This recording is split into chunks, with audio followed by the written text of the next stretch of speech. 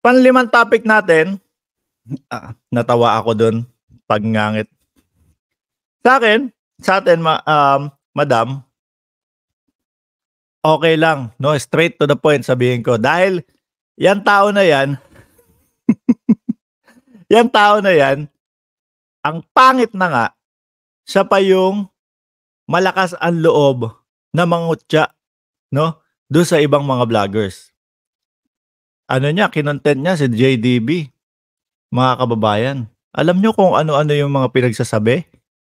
Nilait yung itsura ni JDB. Putik na yan, sabi ko. Itsura mo, tingnan mo nga. Mas worse, no? Borga ilong mo. Ang kapal ng labi mo. Kasya yung bunganga mo dyan sa mic. Kasya yung mic mo sa bunganga mo. Tapos manlalait ka ng ibang tao. Diyos ko Lord. Panglima natin, mga kababayan, na topic. Ito, yung bagong style nila ng mga DDS, mga bossing. So ngayon po, may nag-post na kesyo daw, mga kababayan, kesyo daw po maglalabas, no, ang isang side ng isang deep fake, kung tawagin nila. Deep fake na video para daw po, kumbaga, gusto nilang sabihin dito, ang gobyerno maglalabas o yung side ni PBBM maglalabas ng ganyan, ng ganito, ng peke para pabulaanan na yung totoong video, mga bossing. So hindi ako naniniwala na ang gobyerno, no, o sa side ni PBBM, sa side ni First Lady Liza Marcos na maggagawa ng mga ganon, no, na ilalabas daw yung peke para kumbaga para mabaliwala na yung original, mga kababayan, no, para magmukhang wala na. Niloloko na lang tayo nitong mga side nila Maharlika, ganon. So hindi ako naniniwala na pag-aaksayahan ng gobyerno ng Pilipinas na magpagawa ng ganon, mga bossing, no? Dahil nonsense. Sa tingin ko, ito ang style nila. Sila ang nagpapagawa niyan. Dahil sila naman po ang may issue eh. Tinatry na po lahat nila, no? Ano sabi nila? Video. Siguro hindi talaga kayang gumawa ng video, no? Hindi kayang makagawa ng makatotohanang video, mga kababayan. Kaya papel ang inilabas sa atin. Gago!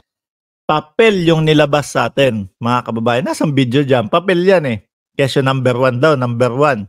So ngayon, dinidebunk na agad nila yung videong ilalabas nila na peke. So kung sakali na lumabas po yon at sabihin ng taong mamamayan ay peke pala, ibibintang sa gobyerno. Saglit. Hindi naman sa amin yan galing eh. Tignan mo, nagpagawa si Bongbong Marcos ng peke tapos ibibintang sa mga DDS. Hindi, di ba? Hindi.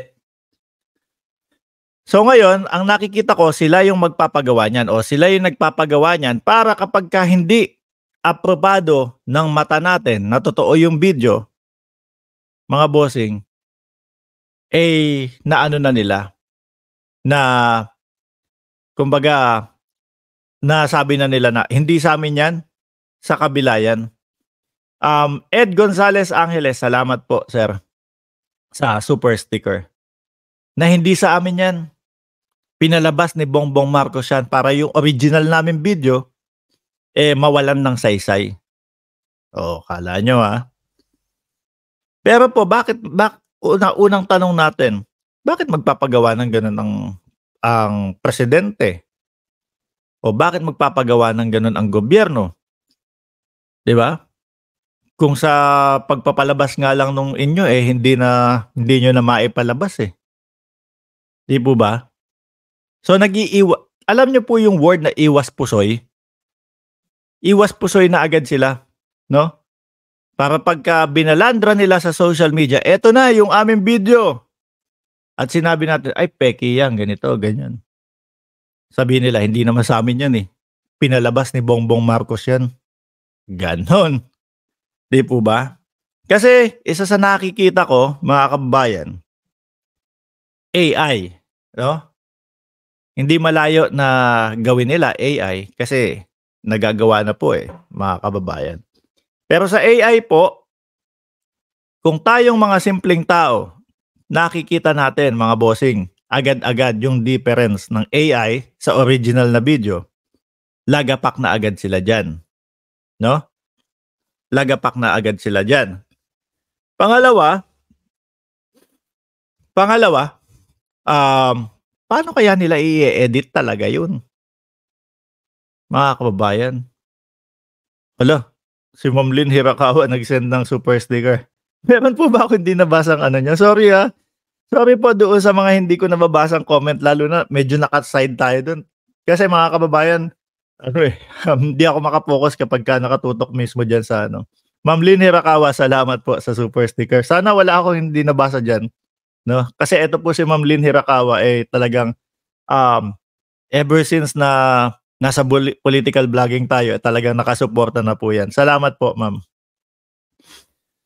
So, yung AI, wala, imposible 'yan, lalo na 'pag tinignan ng mga eksperto 'yan. Pero tayong mga simpleng mamamayan, kita na po agad natin 'yan, mga kababayan. Kitang-kita na po agad natin na peke yung kanilang video. Para lang po, 'no, masabi o kapagka nilabas na nila at hindi pumasa nga sa mga mata natin, eh, tapos na. Naibintang na po sa Pangulong Marcos, mga kababayan. Sabi ko nga po sa inyo, eh, kahit po yung ratings, pati po yung ratings, 'no, kahit po yung trust rating ng pangulo, pinepeke na nila. Magmukha lang na wala ng sumusuporta kasi tayong mga Pilipino may mga ano tayo, eh, meron tayong ugali na, parang, "Oh, nandun yung nakakarami, dun na lang tayo." Ganyan. 'Pag mukha nila sa atin, mga kababayan, 'no, na mas madami ng hindi sumusuporta kay PBBM, yung iba posible na sumunod dun, pero wala pong katotohanan. Sabi ni Lorena Silverio, ang solusyon diyan, kasuhan para tumigil. Meron na po ngang kaso, 3 na po, isa sa Pilipinas, 2 sa Estados Unidos, 'no? Um, 100% ako hindi natitigil 'yan, 'no, tuloy-tuloy na po 'yan. Ipatawag sa Senado para imbestigahan, hangga't walang aksyon diyan, 'di 'yan titigil hanggang tuluyang masira ang Pilipinas. Meron naman ang, tayong batas, 'yan sabi niya. So, 100% ako dun sa sitwasyon ni Maharlika, kung sakaling si Maharlika yung tinutukoy niyo po, hindi na yan titigil. Bakit? Kasi no way out na po, eh. Kumbaga wala, eh, sadlak na ako dito, eh. Tuloy-tuloy ko na. Wala na ano, hindi na ako aatras. Tuloy-tuloy ko na. Kahit na umatras ako, wala pa din, 3 yung kaso pa din yung naghihintay sa'kin. So, hello Ma'am Tina B, ayan. So, ganun lang po. Expect nyo na talagang mas madami pa po, 'no, yung mga paninirang, ibabato nila sa ating presidente. Expect nyo pa po na talagang hindi pa din sila titigil, mga kababayan. Pero, the more na sinisiraan nila ang ating presidente, the more, biruin nyo mga bossing, para ma-debunk lang yaang ano, yang sinasabi nila na humihina o bumabagsak ang trust rating ng ating Pangulo. Pumunta po kayo sa mga site ng mga kakamping. Ayan. Tingnan niyo po yung mga comment section nila, tingnan niyo po yung mga pinag-uusapan nila do'n, 'no? Siyempre political pa din po 'yan. Tingnan niyo po kung paano sila humahanga ngayon sa ating presidente. Tapos sasabihin nila bumabagsak ang ratings. Eh, yun pa lang, eh. Pumunta po kayo doon sa channel na ang name is Kakamping. Natutuwa po ako sa kanila mga kababayan. Bakit po? Kasi marunong silang mag-appreciate ng trabaho ng ating presidente. Do'n ko napatunayan na ito palang mga kakamping, kalaban mo kapag eleksyon. Bardagulan kayo to the max 'pag eleksyon. After 2 weeks ng eleksyon, nandiyan pa din yung kasaran. Pero pagkatapos po, nakaupo na ang presidente, nakita na po nila yung trabaho, maayos naman pala, sumusuporta po sila. Hindi kagaya nitong mga nasa side ng mga Duterte, no?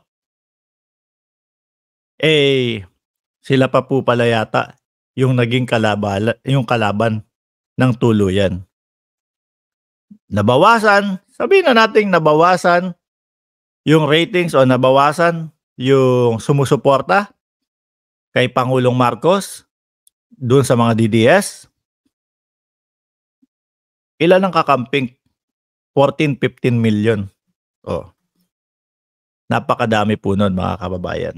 Ako'y magpapaalam na po mga boss, chief, amo, sir.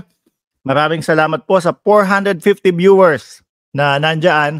Bago po tayo lumabas sa live stream na to mga kababayan, huwag nyo pong kalimutan na i-press yung subscribe button para sa mga bagong pasok lang po.